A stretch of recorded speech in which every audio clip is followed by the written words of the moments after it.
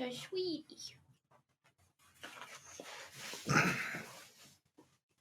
Hey.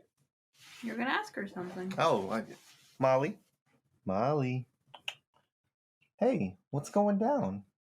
You're on the recovery pod. I don't give a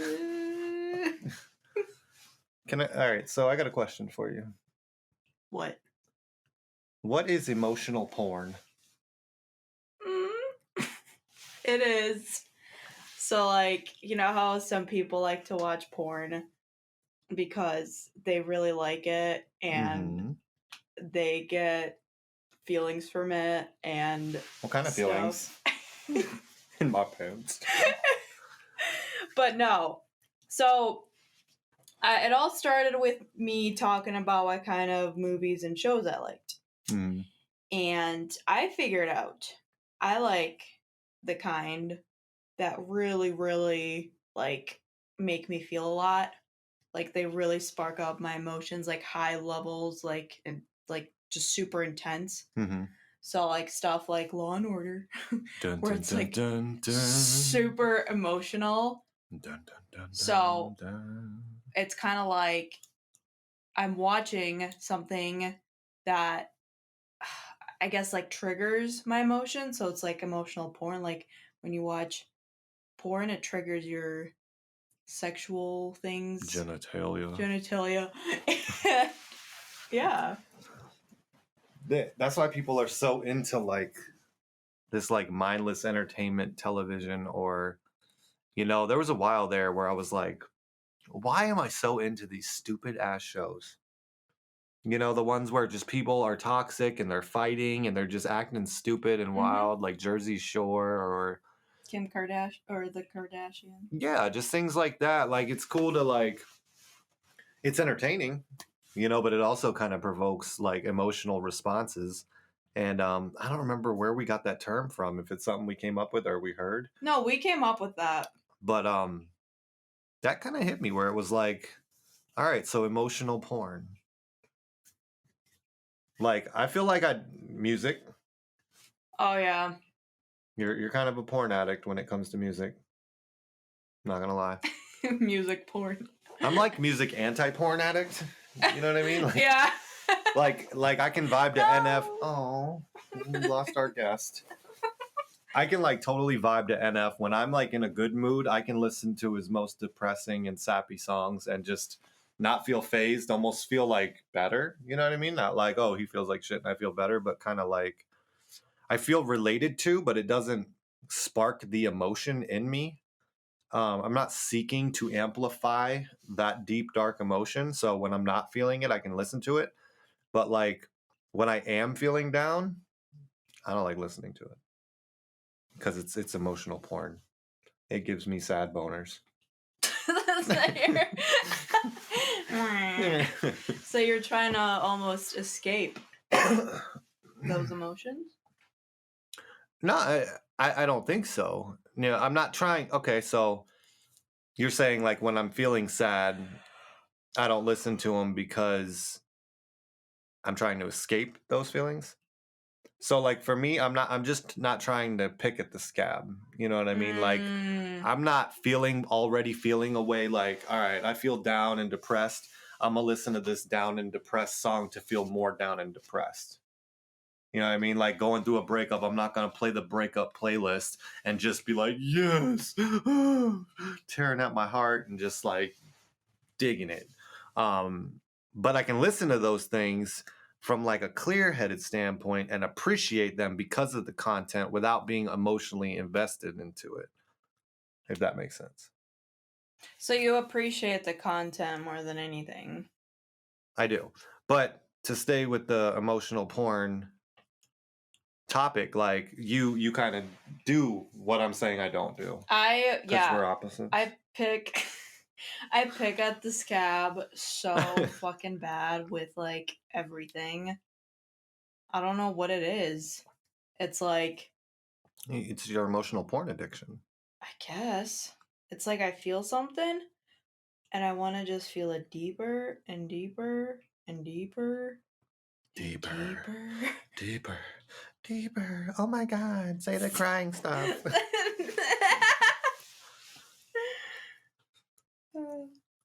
But yeah. Where do we go from here? No, like totally. But so like I'll say like when it comes to content, battle raps, like, especially now that I'm kind of pro positivity, pro like I'm pretty much anti the disrespect, anti, ripping on someone because of their race or because of a mistake that they've made. But I still fuel off watching that stuff. It's kind of like my emotional porn where I'm just like, oh, that dude just got demolished. Or, even some like people are really into serial killer stuff, or I'll watch things with like dirty cops or like something like Game of Thrones where people are just cutthroat and ruthless and almost like really like the characters who are more evil sometimes, you know what I mean? And I feel like that's kind of like that emotional porn where it's kind of like, oh, these are the things I don't do, so I'm like kind of feeding off of it and feeling that energy without having to live that life, I guess. I don't know. Yeah, I think I don't know if that goes along with, because when something goes wrong or not your way, kind of like you're feeling down, you almost don't want to seek solutions in that moment. You almost want to keep feeling down. I know for myself, like when I'm triggered or when I'm feeling away, if somebody tells me like, oh, you should journal or you should do this, and I'm like, fuck you. Right. I want to stay in this right now because emotions are addicting. Emotions are extremely addicting. They're more addicting than crack. Yeah, any drug. I am more addicted to my point of view and victim stance than I am any drug I've ever taken. Yeah, I mean the whole victim thing too. I mean, it's such a easy, convenient thing that you just don't want to step out of it. For me personally, anyways. And so, crap! I had a thought. I don't know where it went. Did you start thinking of emotional titties and get distracted by the emotional? All right, I'm done. Oh, what the fuck was I gonna say? It's like, it's what we like, what we know in the beginning, or what protects us, kind of thing. And it's like, it's what we end up just kind of staying in, and we don't know that there's a better way, and we want to stick to the known and too scared to go into the unknown. And I know, like, me being hard on myself, that is, it's such a horrible, horrible feeling. It's like, I kill myself with that shit on a daily. And I mean brutally. Abusive as fuck. But why do I keep doing it? Why? Because it's what I've known. It's what has helped me protect myself. And it's what's, like the only thing I know. And I'm addicted to it now because I'm used to it. It's a habit. So I more than anything, I do it because so that in case somebody else tries to tell me those thoughts I had, like they'll try to tell me like the worst thing to me about myself, I already know that. I've already drilled it into my head that I'm like this. So nobody else can hurt me with their words about how terrible I am.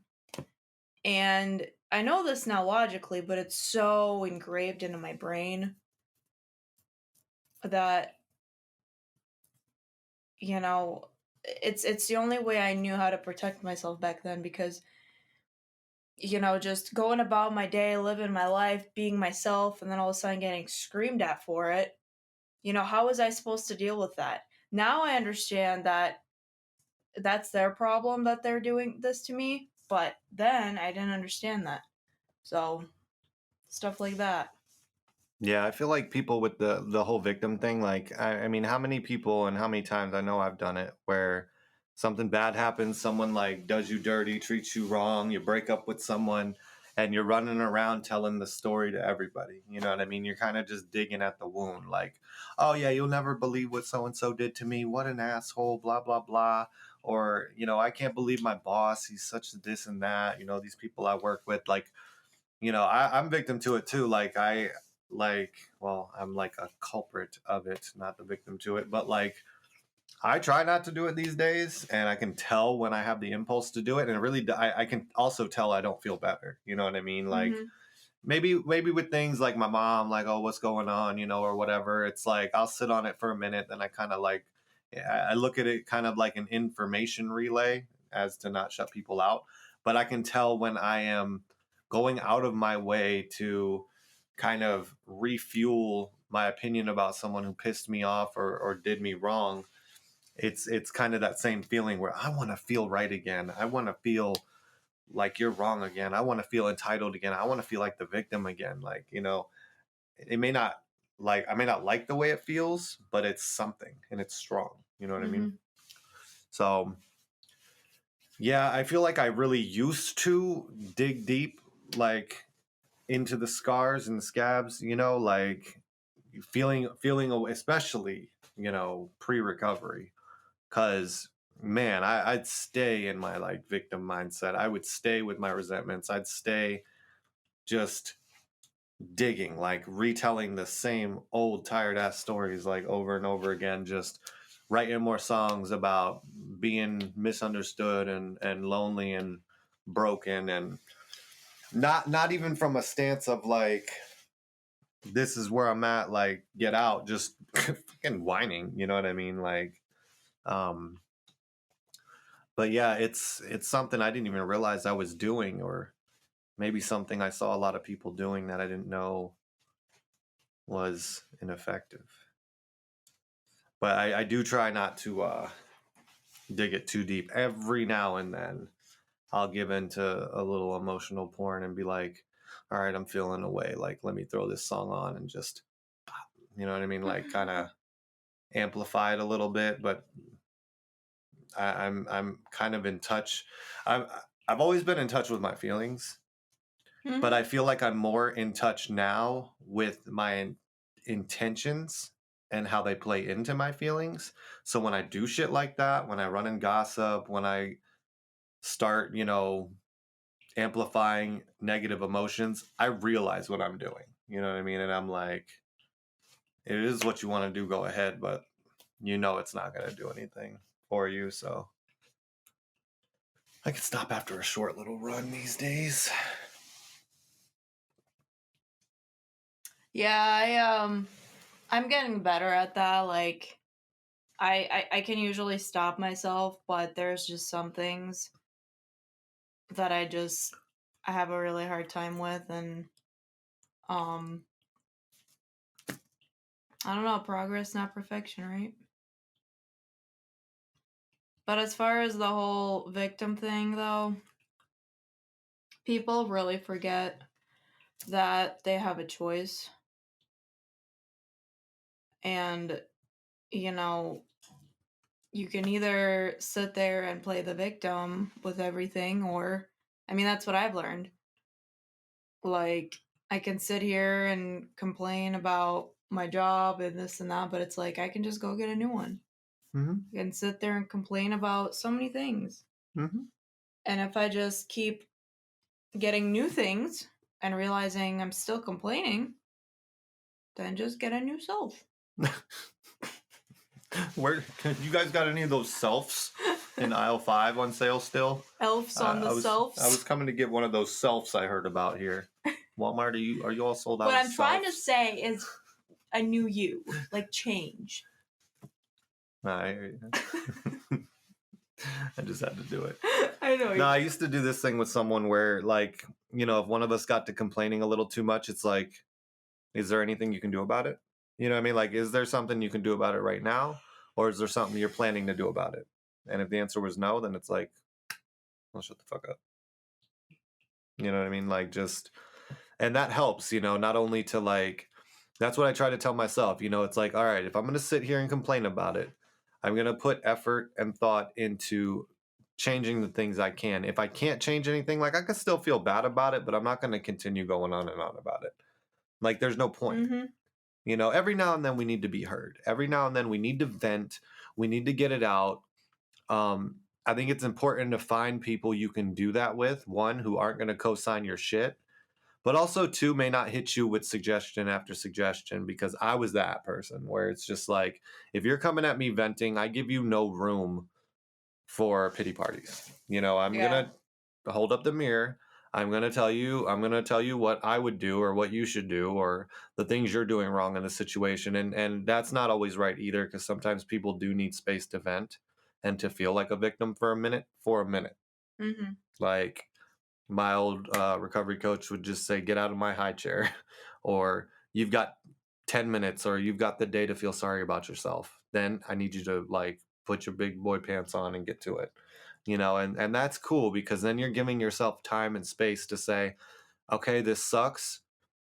Go ahead and feel it, that it sucks, but then we're going to get to it. So rather than resisting it right off the bat and saying, don't feel like it sucks, be a big boy, it's like you're resisting the victim feeling of this sucking, so you're not actually getting to work through it. But at the same time, like, if you stay in that mindset for too long, it's like you'll never get out of it. You'll just wake up like, oh yeah, I should go get a job, but who's gonna hire me anyway, or every job sucks, or blah blah blah. It's like, nah, you need to get up. Like, get up and do something. Like, it's gonna be hard. It's not gonna be a cakewalk, but it's gonna be worth it, But I did like that, because then I'll stop and think. I don't really say that to people much these days anymore. I haven't really thought about it till now, but I try to do that. Like when I get a little complainy and venty, I do kind of stop myself with a thought, and I'm like, okay, are you saying this? Are you saying this right now for input? Are you saying this to feel right and victimized? Are you saying this just to get it out? And then just being clear with what my motive is. Yeah, always gotta check your motives. And check your ego at the door. Yeah, it's like you gotta find a balance. I know, like, when I get into a victim mode, I do more than anything just want somebody to, like, be there and listen and let me cry on their shoulder and give me love and compassion, but then I do end up putting my big girl pants on. I just need a day of mopiness. But like, some people get addicted to it and they stay in it consistently. So I think it's almost like you gotta somehow prove to yourself that you are capable of, you are in control, and you are capable of doing something. Are you saying we need to moderate our mopiness? Moderate all behaviors. Moderate your behavior. Moderate your mopiness has to be the title. Oh, I really want to go with emotional porn. Okay, that's fine. I don't care. But moderate your mopiness is nice. That's like a close second. Yeah. Are we done with emotional porn? Sure, we can move on. Oh, well, I've got my handy dandy list here that I can actually use now. I'll let you pick. Pick something from the bottom of that list. Gypsy believes. I don't remember. You said that one day and I wrote it down, and I really don't know what you're talking about. I'm just being honest. That belief gypsied right out of my head. Huh. Water break. Emotional minefield. Oof. I don't even remember what that was about. I gotta start putting descriptions with that shit. Nothing in this world is owned by you. Attachment is thinking you own something and not letting go. Okay. Are you scrolling up on that list? All right, so nothing in this world is owned by you. What was the rest? Attachment is not letting go. Attachment is thinking you own something and not letting go. So we don't own anything. Or anybody. That's not your girlfriend. That's not your husband. That's not your child. That's not even your dog. In the most universal essence. You know what I mean? Like, people will get there like, oh, you know, you can't call this person. You can't do this. You can't do that. You need to check in with me when you do this or that. You know what I mean? Like, I feel like people lose control with possessing people, places, and things, you know, like, so that might be like an extreme thing, but I feel like it's worth mentioning because I feel like a lot of people, you know, shit, they'll even hold on to their exes. Like, you can't talk to my ex. Y'all broke up 10 years ago. What? You're remarried with 4 children. What are you talking about? I didn't know that was a thing. So, but I think it's good for people to realize, like, your partner is not your property. You know what I mean? Like, yes, you can have expectations. Yes, you can have, you know, rules, boundaries, limits, and bonding. But at the very core, they are not yours to control. So this is going from attachment to control. I feel like that's part of attachment. You know what I mean? Like, and I'm not talking, I'm definitely not referencing anything to do with us. I'm talking like, the first thing that came to my mind is like the boyfriend who's really possessive over the girlfriend. Like, you can't even look at another guy because you're mine. You know what I mean? Or people like controlling their kids. Like, you can't grow up to be that. You can't like that. You can't behave like that because you're mine and I own you and you need to do what I say and live the life I want you to live. Or, you know what I mean? Mm-hmm. But rather than getting into the people part only, I just felt like that was worth saying. Attaching to things like my car, my grandmother's jewelry, you know, like that Buddha statue out there is probably one of the big ones. Like, if something happened to that, I'd be pretty butthurt.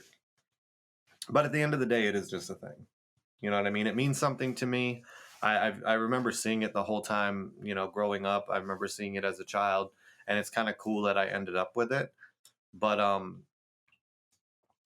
I feel like if something did happen to it, though, it wouldn't be the end of the world. You know, I'll do everything in my power to make sure nothing does happen to it. But I feel like today I can kind of let things go, you know. And I think the attachment is where the problem comes into play, because then I'm not accepting and I'm not letting go. Yeah, it just makes me think of like the moment when you know you're about to die. You know you can't take anything with you wherever you're going. You can't take a soul person. You can't take a thing, an object. It's all, you have to let all that shit go. I can't take my Jordans with me? No. So it's like, it's always right before we die that we think like that, but it's like, if we could think like that all the time, it'd be such an easier way to live. Well, damn, this shit just got dark. I feel like when you're about to die, you can have one or two very extreme emotions. You can either cling for dear life or you can let go.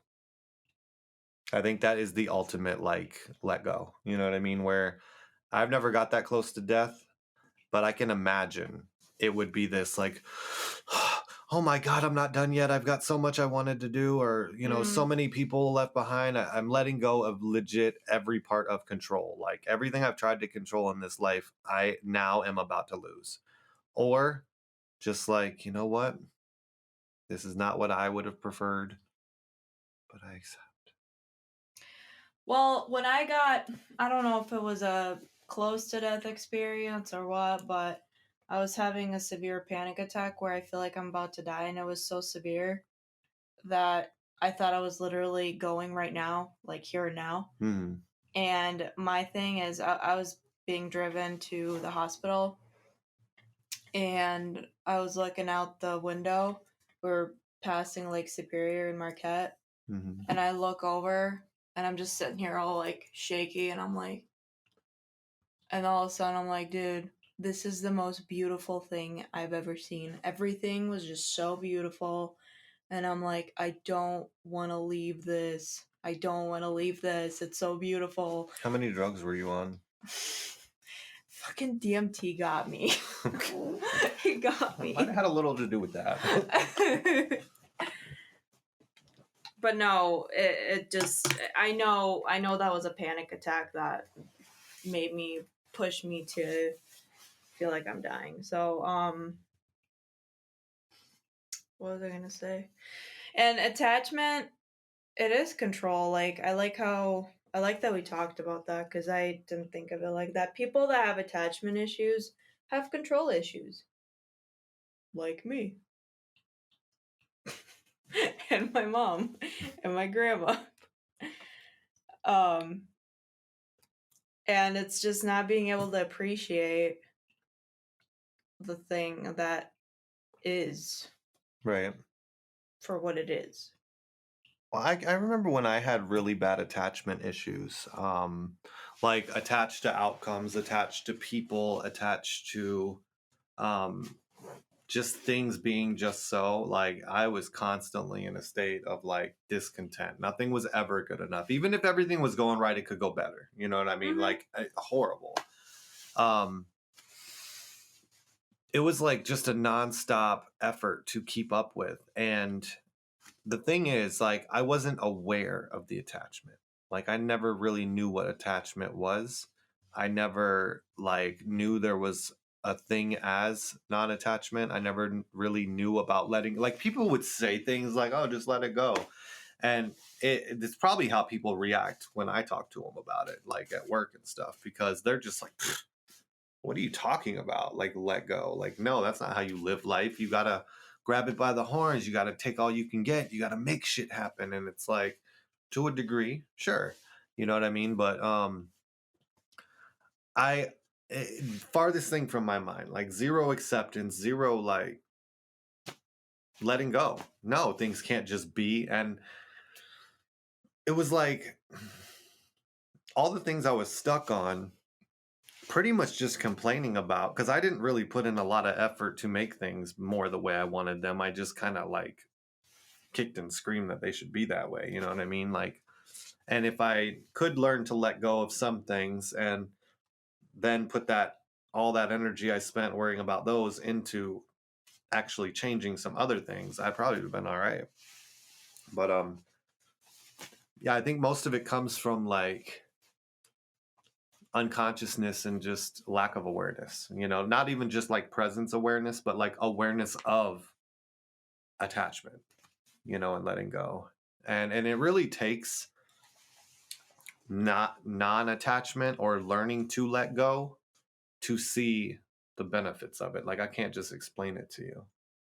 You know what I mean? Not to you, but to you. I'm aware of my attachment issues.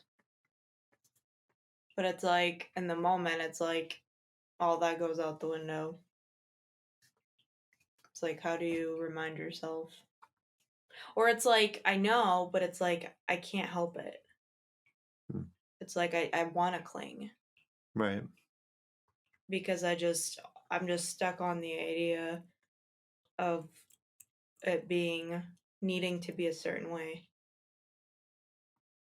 Well, maybe you're still at the point where you believe, because we're addicts, we like to feel good and nobody wants to go out of their way to feel bad. Maybe you're still at the point where you think getting the attachment aligned with expectation is the way to feel good.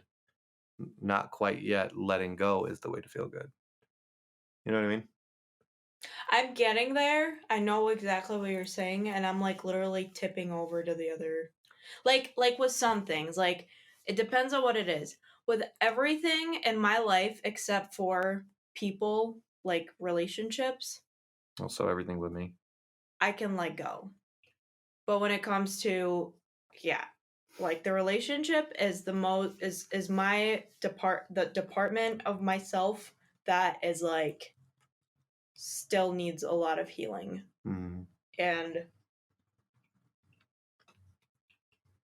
But I've been having to approach these things from lots of different angles and trying different things. And I feel like I was kind of avoiding the idea of being codependent. I was just kind of like brushing it off, like, I could try other things. I could try this. I could try that. But it's like the actual basis of the whole thing is the codependency. That's what I had to focus on, see it as an addiction. So, and it's not that I'm addicted to the person, I'm addicted to their love and validation, their positive emotion towards me. So, that is where the whole when we're using, we're attached to drugs, right? We're fucking attached to drugs. So that's probably why I'm still struggling with that. But, lately, since I have been looking at it for what it is, I've actually been getting it pretty under control. So, well, that's why I'm so big into like non-attached appreciation, the refuge recovery concept, where I can enjoy things that life has to offer. I can enjoy a relationship. I can enjoy a person. I can enjoy a TV show. I can enjoy a good time without needing it to stay. You know what I mean? Without having to have it or going out of my way to make it what I want it. Being afraid to lose it. Right. Or just understanding that everything is impermanent. You know what I mean? Like, the best party is going to end. The best relationship is going to fizzle, or it's going to have a dip somewhere. Like, if I'm like, oh man, that was a prime weekend we have, I need to go out of my way to make sure every weekend is just as good as that. Or to make sure that even, how we felt on Valentine's Day, Friday night, is the way I need to feel with you on Tuesday afternoon. You know what I mean? Like, it's just something I've gotten to a point where it's like, it's not always going to be the honeymoon phase. It's not always going to feel like the 4th of July, but it's not always, and this goes both ways, where when you can accept the impermanence of good times, you also accept the impermanence of bad times. So when things get really funky, you know what I mean, and we have like a bad night or two, it's not the end of my world, because I know that this is impermanent. I know that this isn't going to last forever, and I can kind of it's like my margins kind of got closer together, where I used to get really, really happy and excited and attach in all these like deep, hard coded ways. But then I'd also get hit super hard at the end. And it wasn't just like, oh, I'm feeling these feelings and I'm trying to avoid them. Like, I will break up with someone over this. I will fucking cuss them out. I will scorch the earth with them. You know what I mean? If they hurt me. So like now it's kind of like compressed to where like, man, I get really happy and excited, and spikes still go up there, but I'm not searching for up here anymore. Like, if I go there, cool. But like, I want to try to stay here. And then like here, it's like, okay, this is a normal bottom. And every now and then, sure, stuff spikes really low, but like, it doesn't stay there, and it's not astronomically bad. So I've just like leveled out. But the non-attached appreciation is like, man, this was a good day, or man, that was a nice moment, or wow, we really had a good time. Cool. Now I'm like, instead of like dreading it ending and then losing that tail end of the good time, or waking up tomorrow like, oh, this day sucks because it's not that. Now I'm also appreciating our normal time. You know what I'm trying to say? Like, I can appreciate and tolerate so much more with that, because when I try to make it happen, it doesn't work, and I try to put in effort to change things I can today, because there was a while where I didn't do that. Just kind of like let my boat float wherever it goes. Like, what do you mean? Not my dick. No, I know, but change what? What do you mean change things? Okay, so like, I've talked about this before, but like, where my first 6 months, year in recovery. I'm not trying to change anything that I can. I'm going wherever I go. I'm blowing in the wind. It's like I'm abstaining from my choice. You know what I mean? Where they say, like, I'm not really shooting my shot because if I miss, I never intended to shoot my shot anyway. You know what I mean? Like, I'm just kind of like letting higher power drive the bus. But I'm like just in the back blind. I said this exact thing on a pod before. If you listen, you'd probably know. But that was like pussing out of my responsibility to live my life. You know what I mean? That's me just the true thing when I investigated it further was like, you're abstaining from trying to change the things you can, so you're not at fault if they don't work. You know what I mean? Like, you are putting it all on God or all on whatever, the universe, because if things don't work out right, you don't look at yourself as a failure, or you don't have any accountability, and that's not good either. So trying to change the things I can, like try to put in effort into making the relationship the way I want it, trying to get the job that I got denied for, trying to put out, music for the 10th, 50th, 100th time and still not really going anywhere. Just trying to make moves to make things the way I'd want it, but accepting where I'm at without it like throwing me way off course. Like, just because I'm trying doesn't mean I have to get it or I'm going to quit. Yeah. So, but that non-attached appreciation is like the key, because that keeps me from going too much or setting expectations too high or getting too knocked off of my horse. You know what I mean? Yeah. And then another refuge principle is greeting sadness or negative emotions with compassion. That's what I was talking to my therapist about today. Like, seriously, when it feels like you have nothing in the moment, you gotta like feel like you have yourself at least.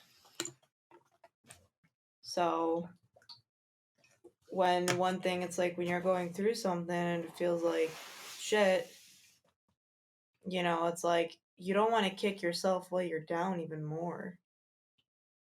Like, that does not help. So I really got to work on at least just being there with myself. And then that will take off so much weight. Because then I'll just feel like I can get through it, Mm-hmm. When I don't have myself, I feel like I can't get through this. So. Well, I feel like the compassion, and the way they phrase it, is non-judgmental compassion. Or you greet every negative emotion with non-judgment and compassion. Yeah. But that almost goes hand in hand with non-attachment, because you can give yourself compassion when you're not attached to your own outcome. When you're not attached to the way you should be, therefore you're not holding yourself up to unrealistic standards. So when you make a mistake, you can be compassionate when you're not attached.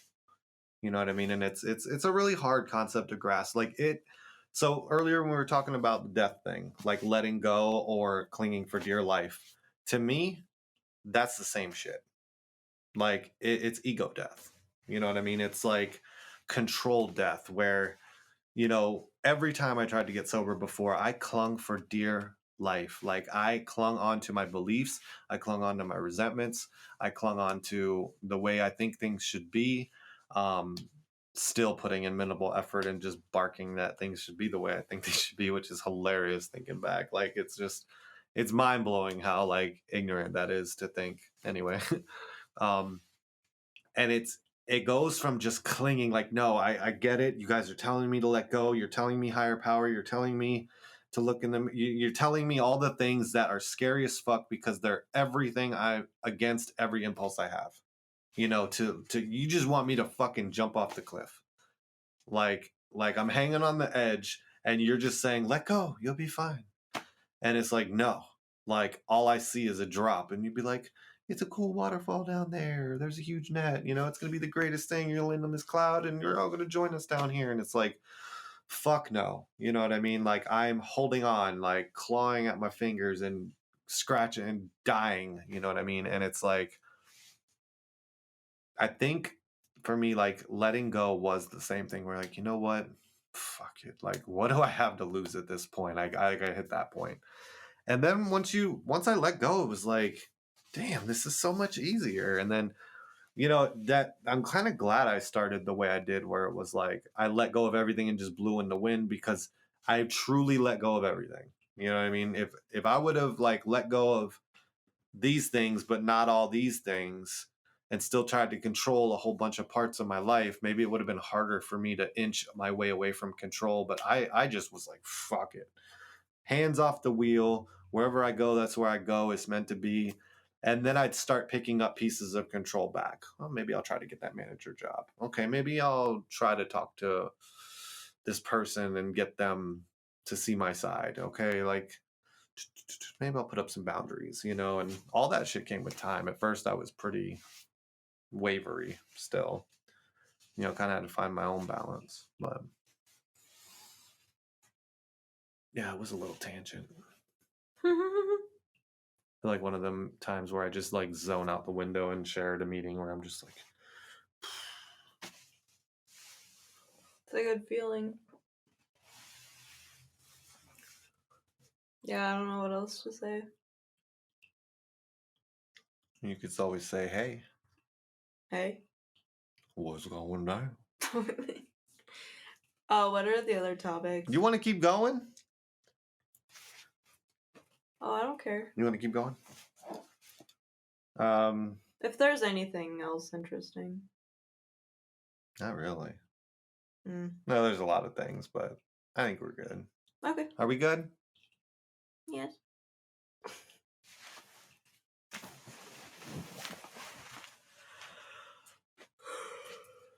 I'm gonna keep that yawn in there.